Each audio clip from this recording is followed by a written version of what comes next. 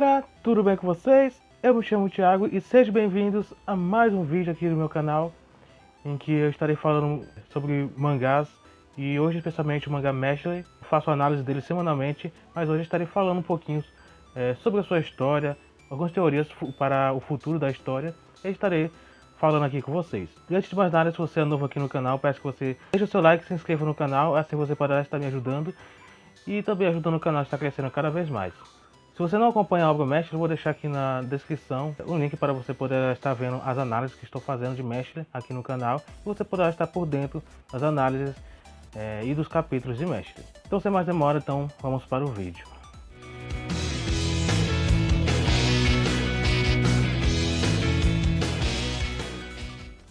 Então vamos lá. Meshle é um mangá que foi lançado em janeiro desse ano.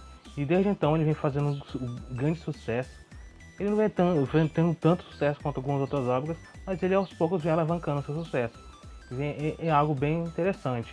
E vem aos poucos crescendo. O seu primeiro volume vendeu em torno de 42 mil cópias, e é um número bom. O seu volume 2 ele já está em torno de 25 mil na sua primeira semana, e provavelmente ele possa até superar as marcas do primeiro volume. E a cada volume vem, se ele continuar com esse crescimento, assim, já pode ser, ele já é considerado um pilar da revista, da Jump, porém ele pode aumentar cada vez mais o seu número de vendas do volume. E para quem não conhece a obra, o Mesh ele conta a história de um jovem chamado Mesh, em que no mundo onde todos possuem magia, o Mesh ele é o único que não possui magia. Isso pode parecer um pouquinho com Black Clover tem mais ou menos isso, porém tem algumas diferenças. Por exemplo, em Mesh todas as pessoas que possuem magia, eles possuem uma certa marca em seu rosto. Porém, o Mesh ele não possui. Por isso, as pessoas podem distinguir se ele tem ou não a magia. E existem certas diferenças entre magia. Por exemplo, existem as magias Sangue Lines, acho que é assim que se chama, aquele que tem somente uma marca em seu rosto. Tem as Double Lines, que tem as duas marcas. E tem outras três. Até o momento foi mostrada uma pessoa com 3 marcas. E não sei se existe já chamado de Double Lines ou tem um outro nome específico para eles. Mas existe uma pessoa que foi apresentada com 3 marcas no rosto. E o tamanho da magia, a força da magia é estipulada através da quantidade de marcas que a pessoa tem no rosto. Até o momento foi apresentado de 1, 2 e 3 marcas. E o Mesh que não tem nenhuma marca, e então ele não possui nenhuma magia. Com isso, a história vai se desenvolvendo. O Mesh, por conta de ele não ter magia, as pessoas que não possuem magia, ou pessoas que são diferentes dos normais, vamos dizer assim, eles são meio que vistos de forma diferente pelas pessoas. Então o Mesh, por conta disso, ele era caçado assim que descobriram que ele não possui magia.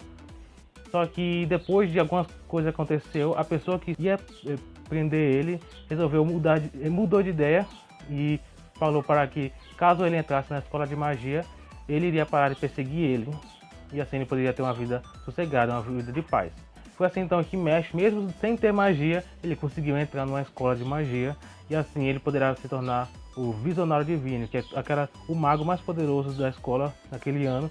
Ele recebe o cargo de o Visionário Divino.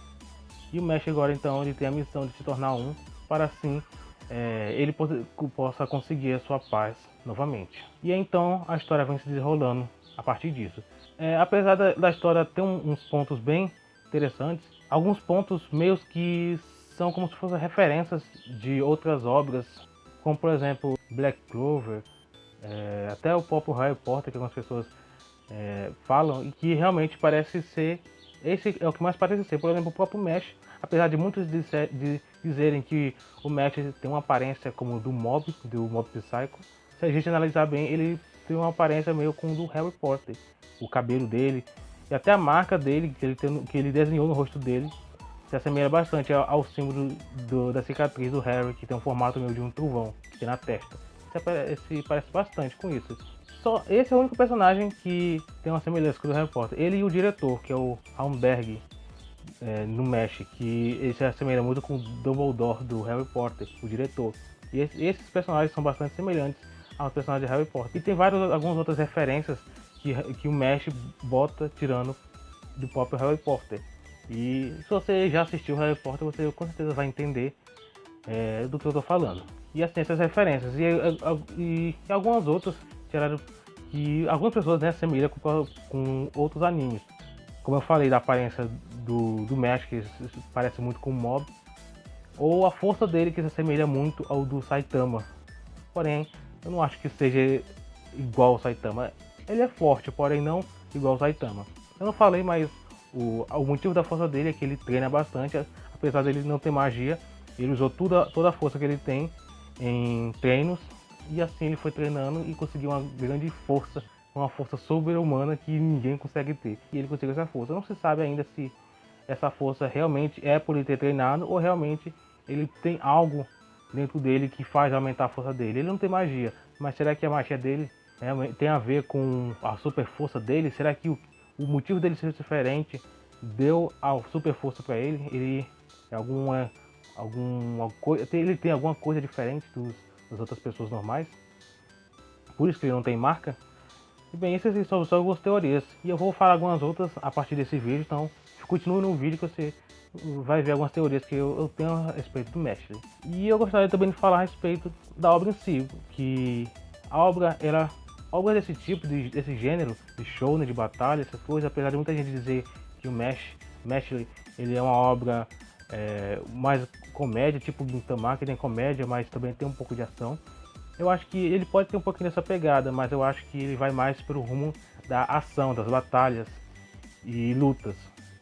O Mestre, eu acho que ele vai mais nesse rumo. No início ele é mais parado em relação a lutas, essas coisas, mas pode ser que futuramente ele possa ter mais cenas de ação, mais cenas de batalhas, mais cenas de lutas. E é isso que eu espero. Atualmente está tendo um arco bem interessante. É atualmente o melhor arco que eu acho até agora, apesar de não ter muitos arcos. E vai estar tendo um desenvolvimento bem bacana, bem interessante. E bem, o ponto que eu quero chegar é que o Mestre ele faz referência a algumas outras obras, pelo menos no meu ponto de vista e o ponto de vista de algumas outras pessoas, e faz bastante referências. Mas será que isso realmente é bom para a obra? Existem muitas pessoas que não gostam tanto de obras que meio que parece que copiam as outras, os famosos clichês nas obras, em que tem um protagonista fraco, que tem um certo um sonho e quer cumprir esse sonho para se tornar uma pessoa mais forte, e assim ele consegue realizar esse sonho. Temos, por exemplo, Naruto, temos Boku no Hero, Black Clover, que segue quase esse mesmo padrão. E temos o Mestre, que ele é um jovem que é desprezado pelas outras pessoas, porém ele não é um sonho, mas ele quer se tornar uma pessoa importante, que é o Visionário Divino. E tem um pouquinho de diferença já aí, porque enquanto os outros, como Naruto, o Midoriya e o Asta, têm um sonho de se tornar as pessoas mais fortes, como o Hokage, o herói número 1, o Mago Imperador, o Mestre ele quer se tornar Visionário Divino, porém ele quer se tornar isso não por ele gostar, não por ser o sonho dele, mas sim pela situação, pelo momento em que ele não tem uma escolha que ele teve. Ele vai se tornar isso para que ele possa conseguir a paz novamente, ele não seja caçado e não ponha as pessoas que ele gosta em risco por conta disso. Então, apesar de ter um pouquinho de semelhança, o Mesh, a história do Mesh com as histórias desses outros protagonistas, já tem um pouquinho de diferença, não é completamente igual e já tem uma quebra do clichê que é as histórias anteriores. E apesar de muitas histórias serem bem interessantes, é sempre bom estar indo para um caminho um pouquinho diferente. Mas por que muitas histórias acabam indo para tendo uma base meio que igual, parecendo que uma é cópia da outra? Eu na verdade não considero, por exemplo, Boku no Hero e Black Clover uma cópia da outra, ou até de Naruto, na base dele. Mas eu acho como referência, um ponto de referência, como por exemplo, como o Naruto ele fez bastante sucesso, muitas outras histórias estão pegando a base da história e usando como isso para prosseguir as histórias dele. Porque como o Naruto já fez sucesso, se ele usar mais ou menos os mesmos pontos, ele pode sim conseguir também uma obra de sucesso. Naruto já está numa obra pronta, então provavelmente ele tem mais chance de fazer sucesso com uma obra que tenha um pouquinho de semelhança com a do Naruto. Não que Boku no Hero e Black Clover sejam cópias, mas eles têm uma certa inspiração, têm umas certas referências tiradas de Naruto e botado referências mais tipo coisas que se assemelham, coisas da história que se assemelham ao ponto dessas histórias. Eu não tenho certeza de tudo isso, mas é mais meu ponto de vista mesmo. Mas é bem interessante a gente pensar dessa forma. E o Mestre, ele não é mais em conta, os pontos dele semelhantes não é tanto em si essas obras como Naruto, essas outras coisas, mas sim os pontos que eles são mais semelhantes é como eu já falei do próprio Harry Potter, em que ele faz bastante referências e é bem interessante. E se você já assistiu Harry Potter, seria bom você estar analisando que talvez qualquer coisa o autor possa estar usando para botar na história dele. Eu já tenho até algumas teorias aqui que por exemplo, foi apresentado uma prisão, um certo prisioneiro fugiu da prisão, se eu não me engane. E se você assistiu o Harry Potter, você sabe que tem uma saga em que um prisioneiro foge da prisão mais protegida de lá. E será que o autor está usando essa forma, essa saga, em referência a algum futuro arco de Mestre? Pode ser bem interessante isso acontecer. Eu acho que talvez não possa ser exatamente da mesma forma, ou talvez possa ser, o autor possa estar usando isso, mas é bem interessante a gente pensar que isso pode estar acontecendo. Se você assistiu Harry Potter, você pode estar sabendo o que eu estou falando, mas se você não assistiu, vamos ficar só na imaginação mesmo, ou você pode estar lá assistindo os filmes de Harry Potter, você pode estar entendendo melhor um pouco sobre a história e sobre o que eu estou falando aqui. E bem, a história de Mestre, ele já tem abordado atualmente já tem em torno dos cinco protagonistas, que é o Mesh, o Lance, a Lemon, o Doubt e o Finn, que são os 5 protagonistas atualmente que tem desenrolado a história. Alguns deles já um pouquinho mais aprofundados, já tem um pouquinho de história, outros tá meio que na dúvida ainda. Um deles que eu tô querendo mais conhecer a história é o do Finn, que e algumas análises eu já falei um pouquinho sobre algumas teorias que eu bolei para ele. Tem, por exemplo, o atual Visionário Divino, que ele tem o mesmo sobrenome que o Finn, que é o Finn Ames, e o primeiro nome dele eu já esqueci, mas tem Ames também, o Visionário Divino, e ele tem algumas semelhanças com ele, e por isso pode ser que eles dois estejam relacionados a si. Porém, os dois, apesar de algumas coisas que se assemelham, eles são tipo duas pessoas completamente diferentes. Porque, por exemplo, o Finn assemelha uma pessoa bem medrosa, que foge de tudo em batalha, enquanto o Visionário Divino, ele já é uma pessoa que parece mais madura, parece mais forte. Com certeza ele deve ser forte pelo cargo que ele conseguiu. Então ele parece uma pessoa bem mais responsável do que o próprio Finn. Pode ser que eles dois sejam irmãos, primos, alguma coisa familiar, ou talvez não, mas eu espero realmente que seja assim da forma que eu estou falando, em que os dois, o Visionário Divino, ele talvez não goste muito do Finn, ou ache ele fraco demais, despreza ele. É tipo uma relação entre a Noelle de Black Clover e o irmão dela, em que os irmãos dela, no caso, em que eles não gostavam dela por algumas coisas que aconteceram. Pode ser que isso realmente seja dessa forma, ou talvez não. Talvez não seja nada do que eu estou falando, talvez eles mesmos não tenham nada a ver um com o outro.